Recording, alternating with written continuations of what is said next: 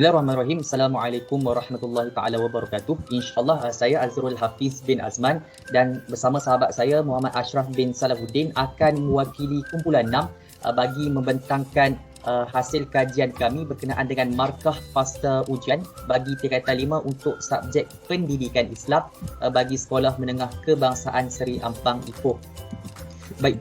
Sebelum kita masuk secara lebih detail lagi terhadap dapatan kajian kami, kita lihat dahulu berkenaan dengan sejarah sekolah. Okey, boleh slide seterusnya. Baik.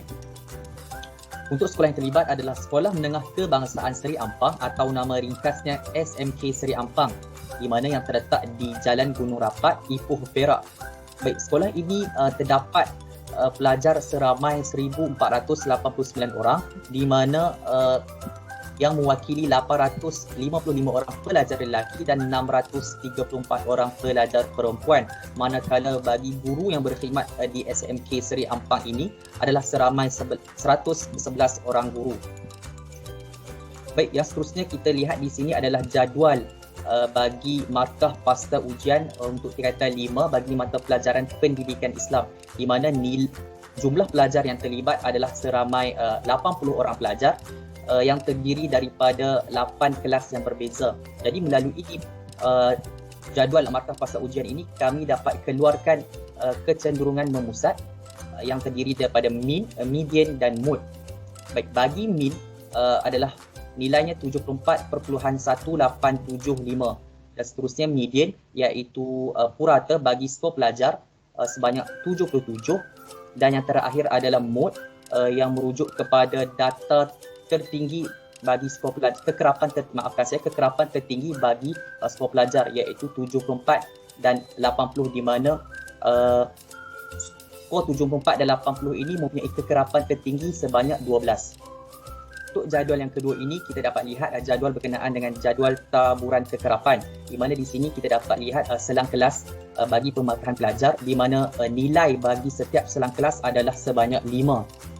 Dan melalui selang kelas ini kita dapat lihat selang kelas 86 ke 90 dan selang kelas 76 ke 80 mempunyai nilai kekerapan tertinggi iaitu 12. Dan juga kita ada item kumulatif, di mana kumulatif ini merujuk kepada hasil tambah kekerapan daripada selang kelas. Maka kumulatif akhir nanti kita akan dapat 80 merujuk kepada bilangan pelajar. Baik, seterusnya bagi jadual 3 adalah berkenaan dengan pengiraan sisihan piawai data terkumpul, di mana dalam jadual ini kita dapat lihat ada beberapa item. Antaranya kita ada selang kelas, di mana nilai bagi setiap selang kelas ini adalah 5, dan kita ada item kekerapan yang mewakili simbol F, di mana nilai kekerapan keseluruhan adalah sebanyak 80, dan kita ada item titik tengah yang mewakili simbol F, di mana untuk mendapatkan pengiraan bagi titik tengah ini adalah dengan hasil tambah had bawah dan had atas, kemudian kita bahagikan 2. Baik, item yang seterusnya adalah FX, iaitu kekerapan yang didarab dengan nilai titik tengah bagi selang kelas. Item yang seterusnya kita ada X kuasa 2, iaitu titik tengah yang dikuasa 2kan dia, dan seterusnya item terakhir kita ada FX kuasa 2, iaitu kekerapan yang didarab dengan titik tengah dan dikuasa 2kan dia. Okey, melalui jadual ini dapat kita keluarkan dengan lebih mudah untuk pengiraan sisihan piawai. Okey, kita lihat kepada slide seterusnya. Okey, di sini adalah merujuk kepada rumus atau formula bagi sisihan piawai, iaitu EFX kuasa 2 per EF ditolak dengan min kuasa 2 dan hasil jawapan tersebut kita square rootkan dia. Maka kita dapat lihat ringkasan di sini iaitu 5734.65 yang mewakili EFX kuasa 2 per dengan EF ditolak dengan min kuasa 2 iaitu 5359.7. Maka kita akan dapat di sini 374.95 dan kita square rootkan dia untuk mendapatkan jawapan akhir bagi sisihan piawai. Maka jawapan dia di sini adalah 19.36.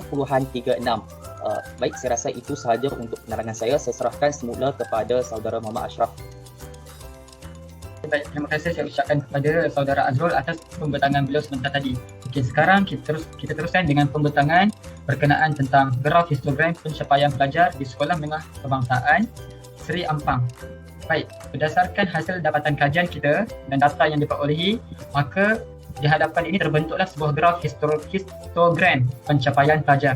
Dan jika kita melihat di sini terdapat dua maklumat, iaitu maklumat secara menegak, iaitu bilangan kekerapan pelajar yang memperolehi markah, dan maklumat secara mendatar, iaitu markah yang terdapat di dalam peperiksaan. Dan jika kita lihat di sini secara kasarnya, kebanyakan pelajar memperoleh skor yang tinggi bermula daripada markah 60 sehinggalah ke 100. Baik, kita pergi kepada penerangan graf seterusnya.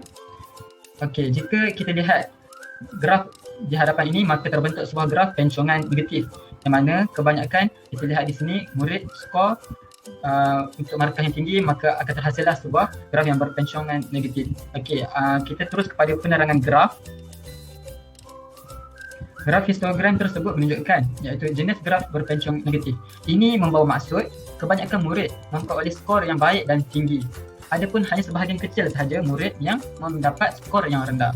Makanya di sini akan terhasillah graf berpencong negatif, yang mana antara ciri-cirinya adalah graf tersebut melandai ataupun menurun ke arah sebelah kiri. Adapun di sebelah kanan kita melihat garisan graf melonjak tinggi. Ini menunjukkan ramai pelajar boleh skor terhadap soalan diberikan oleh guru. Baik, di sini terdapat beberapa kemungkinan dan keberangkalian mengapa pelajar boleh skor yang begitu tinggi ketika menjawab peperiksaan. Antaranya yang pertama, berkemungkinan soalan tersebut terlalu mudah.